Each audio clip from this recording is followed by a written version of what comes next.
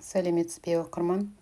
Луиза Хей жыныстық зорлық зомбылық және оны қорықпай айту жайлы. Каналға тіркеліп алыңыз. Сексуалды зорлық зомбылыққа немесе абыройсыздыққа ұшырап ешкімге ештеңе айтпаған кезіңіз болды ма? Өзіңізді ер кісінің ерсі қылықтары үшін қанша рет жазғырдыңыз? Бәлкім мен кінәлімін, маған солай көрінген шығар. Жоқ, оның бұл қылығы ерсілікке жатпайды, бұдан да сорақысына кез болғанмын деген ой келген болар. Кейбір еркектер сөзбен қорлап, тіпті қол жүгіртіп, әйелдерді ренжітіп жатады.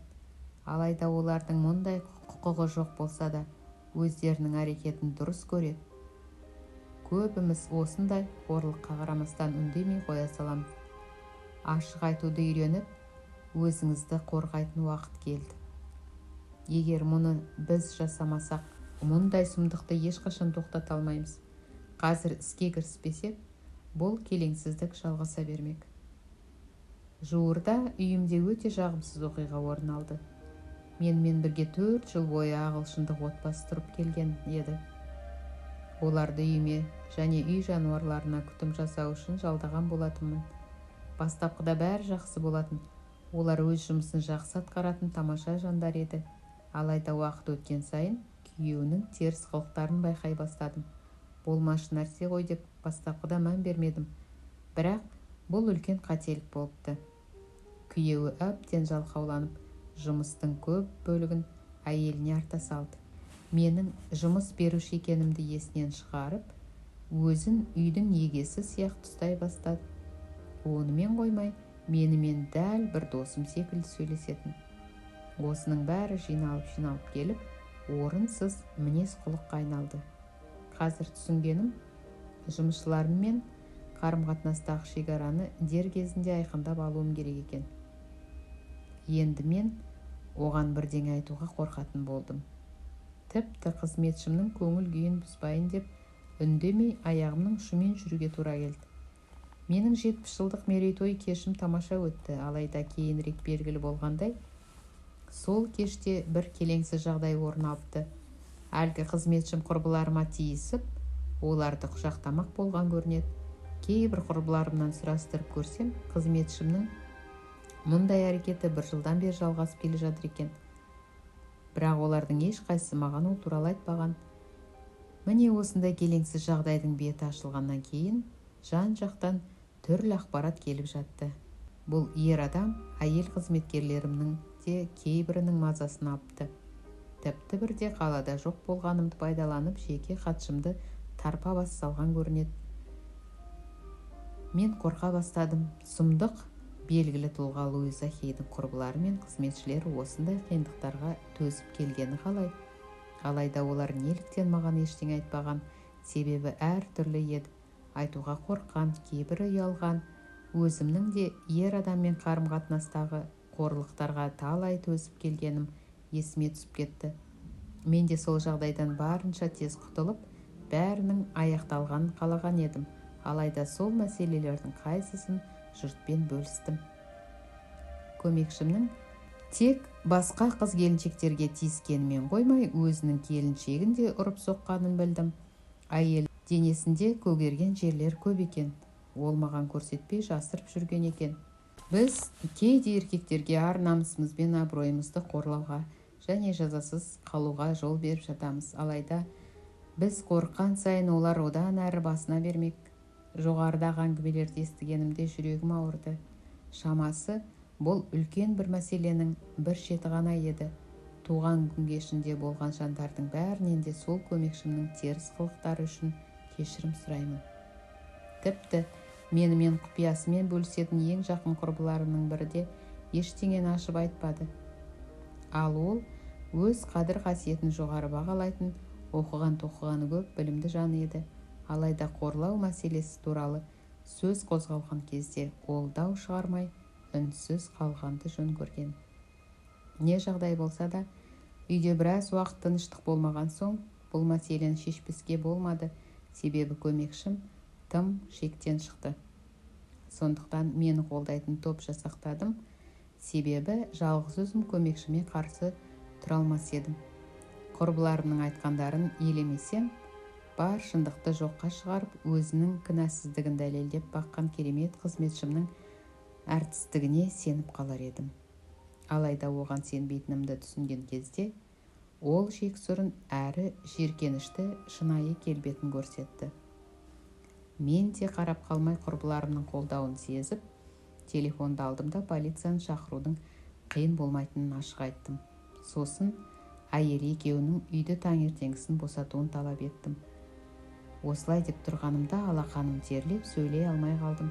Дегенмен бұл ісім маған күш бергендей болды. Әрине, денелі әрі өте ашулы ер адамға қарсы тұру оңайға соққан жоқ. Әйеліне қанша жаным ашса да қарсы келмегенінің кесірінен күйеуі осындай әдепсіз қылықтарға барып отырғанын түсіндім.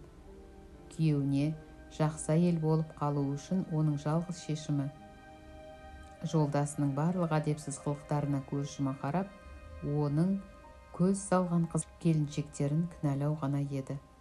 Мұндай жағдайлар жиі кездеседі. Жолдасы әйел құмар немесе жәбірлеуші болса, әйелі басқаларды кінәлап, көптеген келеңсіздіктерге мән бермейді. Ақыр аяғында менің қызметшілерім 3,5 сағаттың ішінде заттарын жинап үйді босатты. Келесі күні құрбым қоңырау шалып, сенер-сенбесін білмей таңырқап отырғанын жеткізді. Оны болған оқиғаны асыра сілтеп айттым ба, қателесіп, кінәсіз адамды жұмыстан айырдым ба деген ой мазалап отыр екен. Біз нәзік жанды әйел затымыз. Сондықтан өз пікірімізді айтуға келгенде қорқақтап жататынымыз рас. Ер адам өзінің кінәсіздігін айтса болды, әйелдің сөзі күмән тудырады. Мүмкін бізге солай көрінген болар, бекер кінәладым деген сияқты ойлар келуі мүмкін. Қатып қалған стереотиптер қыз-келіншектерге кедергі жасайды. Бойымызда қорқыныш бізді бірнеше ғасырлар бойы қамауда ұстауда. Бұған жол берген өзіміз, оның өз себебі де бар. Бұрынғы замандарда біз көрген құқайымыз жайлы ашып айтқан болсақ, өмірімізбен қош айтысуға тура келер еді. Үйімде болған келеңсіз жағдайды одан әрі ушықтырмас үшін дер кезінде дұрыс шешім қабылдадым. Білікті психотерапевтке қоңырау шалып кездесу белгіледім. Бұрындары психотерапевтке барғаным бар. Дегенмен, дәл қазір жеке басыма қатысты болмаса да, үй шаруашылығында мұндай теріс қылықтарға әлі де төзгіштігімнен арылғым келеді. Бойымдағы барлық кемшіліктерден толық арылу үшін тоқтаусыз жұмыс жасаймын. Дәрігерім менен бала кезімде өгей әкемнен көрген қорлығыма ашулымын ба деп сұрады. Ашуланғаным есімде жоқ, тек қорқыныш қана қалған деп жауап қаттым. Ол қайта былай деді: жарайды. Сонда сіз өгей әкеңізге ызаланып жауап қатпадыңыз ба? Өш алғыңыз келген сәттеріңіз болды ма? Мен дәрігерімді балалық шағында ешкімнің ренжітпегенін бірден ұқтым. Сондықтан ол қорлаған қыздың не сезетінін ешқашанда түсіне алмайды. Менің тәрбиемді күнделікті ұрып соғу мен қорқыту алмастырды. Кек алуға тырыссам, оның маған не істейтінінің өз қорқынышты еді. Жоқ, жек көрушілік есімде жоқ, тек қорқыныш пен үрей. Бізді өлімші етіп сабай берсе, жағдайдың өзгеретініне үмітіміз өшеді. Қанша есейсек те ішімізде кішкентай қыздың қорқынышы бізді басқарып отырады. Біз бастауыш сыныпта, тіпті одан да ерте жаста әлде біреу оларға теріс қылық көрсетсе, ол жайлы қорықпай айту керектігін қыздардың құлағына сіңіруіміз керек. Мына дүниенің әрбір бұрышын нәзік жандылар үшін қауіпсіз еткіміз келсе, қандай қиын жағдайда да дұрыс әрекет етуіміз керек. Әлгі кісіні жұмыстан шығарғаным іштей өгей әкеме қарсылық көрсеткендігім еді. Балалық шағымда ешқашан мұндай іске бара алмас едім. Жұмыс орнымда керемет үйлесімділік орнаттым. Бәрінің айтатыны, Хей Хаус компаниясымен жұмыс жасаған қандай тамаша, қызметшілерім өте бақытты. Бұрынғы кәсіп ұйымының ұйымдастырушысы сондай көңілді қойма жұмысшыларын бұрын соңды кездестірмегенін айтты. Әйтсе де өз үйімде қыз-келіншектерге қиянат жасауға жол бердім. Себебі жасырын белгілерге мән бермедім. Түрлі себептерге байланысты шу болғанын қаламадым. Мүмкін осы жағдайдың орын алғаны дұрыс та шығар. Себебі қазір барлық қыз-келіншектерге өз ойымды ашып айта аламын. Егер мен айтпасам, басқалардың дауысын қалай естімекпін? Ерлерді құрметті тұлға ретінде, ал өзімізді құрбан ретінде көреміз. Біздің қолымыздан ештеңені өзгерту келмейді деп тәрбиелендік. Әйелді бағаламаудың, құрметтеп қастерлемеудің небір зұлым жолдары бар. Қадір-қасиетімізді жоғарылату үшін сонша уақыт күрессек те, ашық айтуды мүмкін емес, немесе қиын деп ойлаймыз. Алайда шекарамызға төнген қауіпті бірден танитындай қырағы болуымыз керек. Бала кезімізден бастап ер адамға жүктелген жауапкершілікті біз арқалауымыз керек деп өсірді.